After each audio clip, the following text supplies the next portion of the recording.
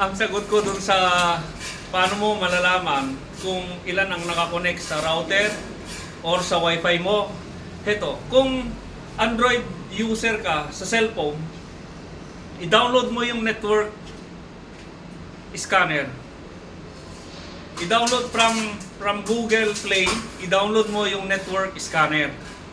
After downloading the network scanner, open and then scan mo. So, lumalabas bawat line doon eh.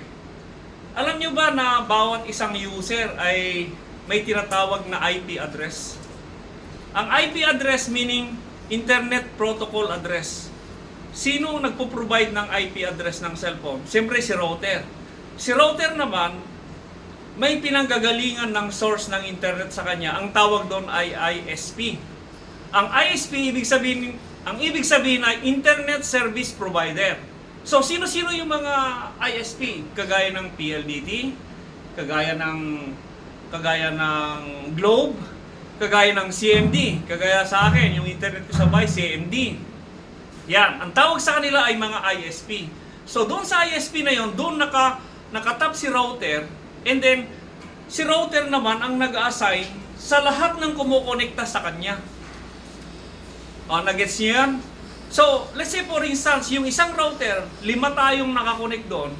Yung IP scanner, yung sinasabi ko kanina, yung network scanner, lalabas doon kung ilang IP address ang nakakonect. Ayan. So halimbawa, 20 ang lumalabas doon na IP address. So, ibig sabihin, 20 ang nakakonect doon. Ganon. So, kung 5 kayo at 5 din, so ibig sabihin 5 lang din kayo nakakonect sa internet nyo. Yan.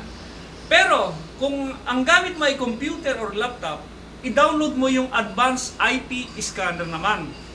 Advanced IP Scanner. Ayun.